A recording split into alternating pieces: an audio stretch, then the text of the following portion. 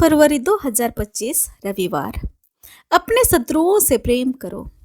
पहला पाठ सामुएल का पहला ग्रंथ अध्याय 26 पद संख्या 2 7 से 9 12 13 और 22 23।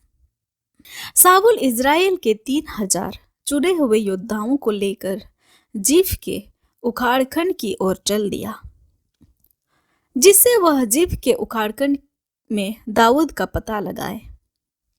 दाऊद और अबीसै रात को उन लोगों के पास पहुंचे। उन्होंने पड़ाव में साबुल को सोया हुआ पाया।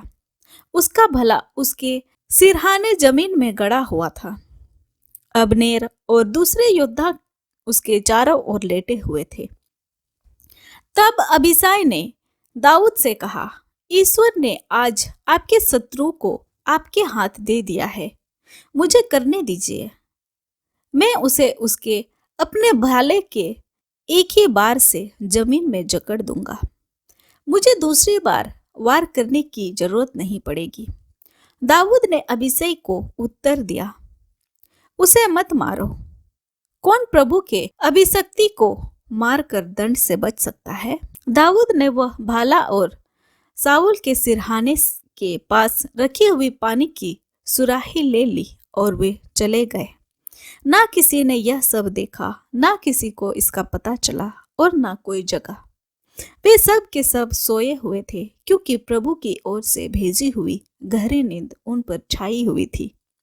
दाऊद घाट पार कर दूर की पहाड़ी पर खड़ा हो गया। दोनों के बीच बड़ा अंतर था। दाऊद ने उत्तर दिया, यह राजा का भाला है। नवयुवकों में से कोई आकर इसे ले जाए। प्रभु हर एक को उसकी धार्मिकता तथा ईमानदारी का फल देगा। आज प्रभु ने आपको मेरे हाथ दे दिया था, किंतु मैंने प्रभु के अभिषक्ति पर हाथ उठाना नहीं चाहा, क्योंकि आज आपका जीवन मेरे दृष्टि में मूल्यवान था।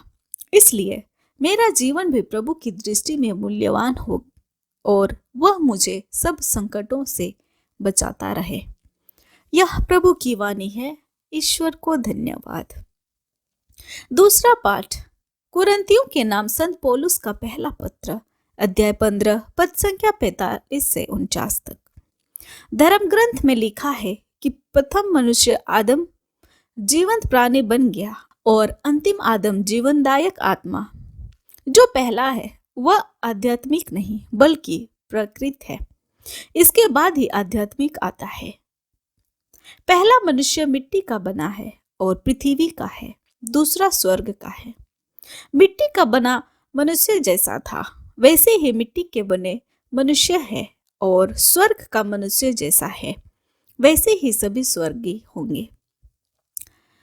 जिस तरह हमने मिट्टी के बने मनुष्य का रूप धारण किया है, उसी तरह हम स्वर्ग के मनुष्य का भी रूप धारण करेंगे। यह प्रभु की वाणी है। ईश्वर को धन्यवाद। संत लूकस के अनुसार आज का पवित्र सुसमाचार अध्याय 6 पद संख्या 27 से 38। मैं तुम लोगों से जो मेरी बात सुनते हो कहता हूं, अपने शत्रुओं से प्रेम करो। जो तुमसे बैर करते हैं उनकी भलाई करो।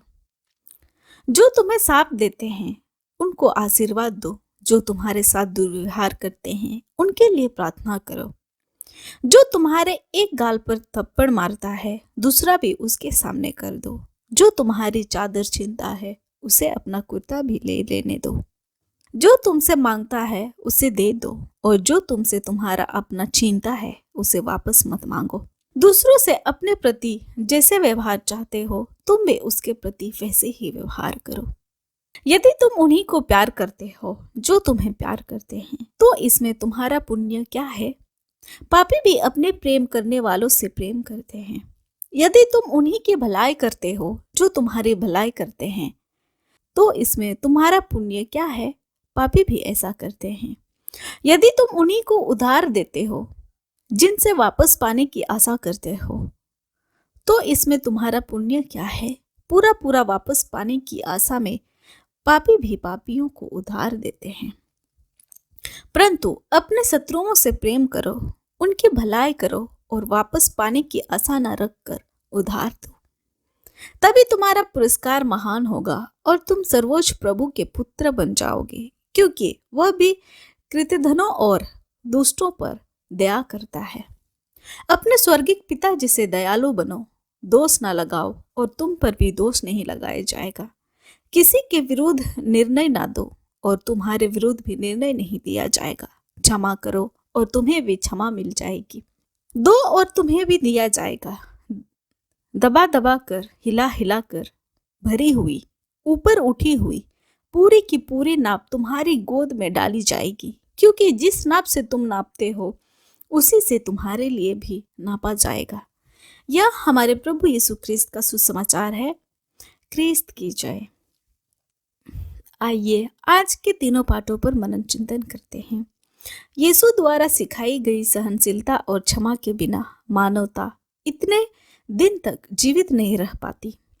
यीशु अपने शिष्यों से कहते हैं कि वे अपने शत्रुओं से प्रेम करें, उनसे जो घृणा करते हैं उनके लिए भलाई करें और जो उनका अपमान करते हैं उन्हें आशीर्वाद दें। उन्होंने इन शिक्षाओं को सिखाने से पहले खुद इनका पालन किया है। दूसरे शब्दों में यीशु हमसे सभी के प्रति बिना किसी अपवाद के सक्रिय उदार प्रेम की अपेक्षा करते हैं। यीशु हमें किसी का भी न्याय नहीं करने को कहते हैं। न्याय करना ईश्वर का कार्य है। संत पौलुस रोमियो में कहते हैं, इसलिए दूसरों पर दोष लगाने वाले तुम चाहे जो भी हो अक्षम्य हो। तुम दूसरों पर दोष लगाने के कारण अपने को दोषी ठहराते हो, क्योंकि तुम जो दूसरों पर दोष लगाते हो यही कुकर्म करते हो।